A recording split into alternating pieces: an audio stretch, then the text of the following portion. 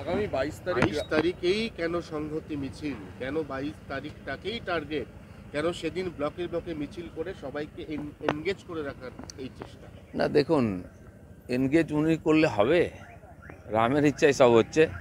যারা চিরদিনই দেশের একতার বিরুদ্ধে, সংহতির বিরুদ্ধে কাজ করে এসছেন তারাই সংহতি মিছিল করছেন। এর চেয়ে বিড়ম্বনা কী হবে? আর কেন্দ্রের সরকার বা দেশ জুড়ে যা অনুষ্ঠান হয় তার বিরোধিতা মমতা ব্যানার্জি চিরদিন করেছেন। এটাকে উনি রাজনীতি মনে করেন। তার জন্য আজকে এমন জায়গায় পৌঁছে গেছেন, তার আলাদা জাতীয় সঙ্গীত চাই, জাতীয় পতাকা চাই, আলাদা হয়তো কোর্টও চাইবেন, এমনকি আলাদা পার্লামেন্ট তৈরি করার কথা একসময় বলেছিলেন। তো যার ব্যবহারের মধ্যে, যার চিন্তাভাবনার মধ্যে কোথাও সংহতি একতা নাই, তিনি সংহতি যাত্রা যতই করুন কিচ্ছু হবে। ওনার নিজের হাতের তৈরি করা, নিজের শিলান্যাস করা রেল প্রকল্প জোকা বিবাদী বাগ, সেই রেল প্রকল্পের একটা এক্সটেনশন বা স্ট্রেচ উনি তার ডেড এগেন্স্টে চলে গেছেন। উনি বলছেন আমি কিছুতেই পিটিএস এর জমি দেবো না, দরকার হলে রেল অন্য জমি, ডিফেন্সের জমি খুঁজে নিক। উনি কোন জায়গায় জমি দিয়েছেন? রেলের 60টা প্রকল্প ওয়েস্টবেঙ্গলে আটকে আছে এই জন্য যে ওয়েস্টবেঙ্গল গভর্নমেন্ট জমি দিচ্ছে না। আমরা দেখলাম এখানে বারাসাতের কাছে এসে যে হাইওয়ে উত্তরবাংলা আটকে গেল, কেন? ওয়েস্টবেঙ্গল গভর্নমেন্ট জমি দেয়নি, কল্যাণী এক্সপ্রেস হয়ে ঘুরতে হচ্ছে।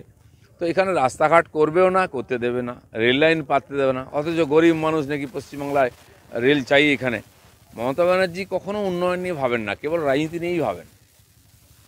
সাধুদের ওপর অত্যাচারের পর এখনো পর্যন্ত রাজ্যের উচ্চ পদস্থ কোনো বড় মন্ত্রী বা রাজ্যের সচিবালয় থেকে কোনো ব্রিফ বা অফিসিয়াল স্টেটমেন্ট নেই, অথচ এখনো পর্যন্ত শাহজাহান শেখকেও পাওয়া যাচ্ছে না।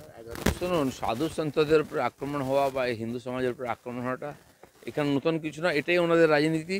কিছু দুষ্কৃতকারী যারা ভোট করায় তাদেরকে প্রভোগ করা হয় এসব করার জন্য, তাদেরকে শেল্টার দেওয়া হয়, নাহলে শাহজাহান শেখ ধরা পড়তো।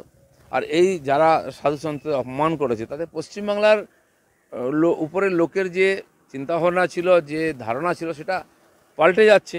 আজকে বাঙালি হিসাবে বাইরে আমাদের মুখ দেখানো মুশকিল হয়ে যাচ্ছে। কামাখ্যা মন্দির থেকে শুরু করে হয়তো শোনা যাচ্ছে উনি রাম মন্দিরেও যাবেন, রাহুল গান্ধী হয়তো সারা ভারতে হাঁটবেন।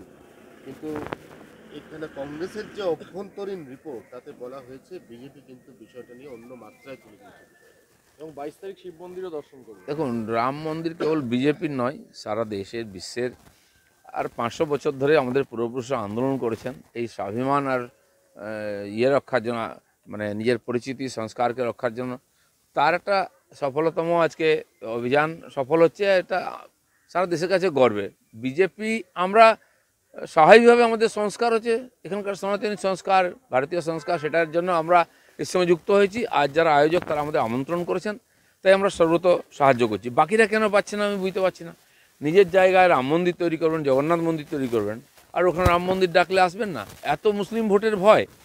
রাহুল গান্ধী যদি সারা দেশ ঘোরেন, দর্শন করেন, আপত্তি নেই। যুগ যুগ ধরে ভারতবর্ষে এই যাত্রা চলে এসেছে উনি, কিন্তু রাম মন্দির যখন হচ্ছে অযোধ্যায়, উনি কেন মণিপুরে যাচ্ছেন এটা আমরা বুঝতে পারছি না। শিব মন্দির দর্শন করবেন 22 তারিখে?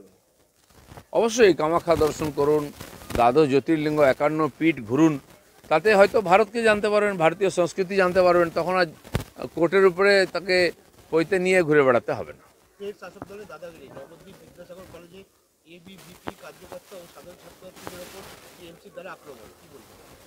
টিএমসি কোথাও বিরোধীদের কোনো প্রোগ্রাম করতে দেবে না, করলে মারপিট করবে, হয় পুলিশ দিয়ে আটকাবে, আর না হলে গায়ের জোরে মারপিট করে বন্ধ করবে। বিজেপি বা আমাদের অন্যান্য সংগঠনের উপরে সব জায়গায় এরকম আক্রমণ হচ্ছে, অত্যাচার হচ্ছে, অথচ বলে বেড়াচ্ছেন নাকি তার নাকি ভয়ঙ্কর গণতন্ত্র মানেন।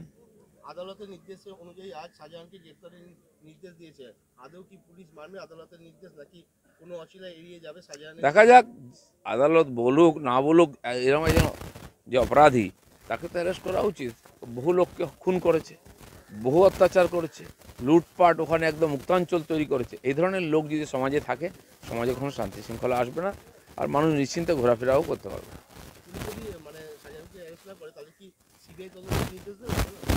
আদালতে বলবে সেটা।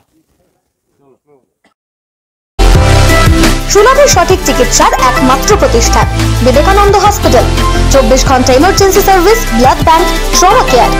আপনাদের সেবায় আমরা তৎপর। গুণমান ও পরিষেবায় দুর্গাপুর বিধাননগরের ডক্টর জাকির হোসেন এভিনিউর বিবেকানন্দ হসপিটাল শিল্পাঞ্চলের মানুষের মন জয় করেছে।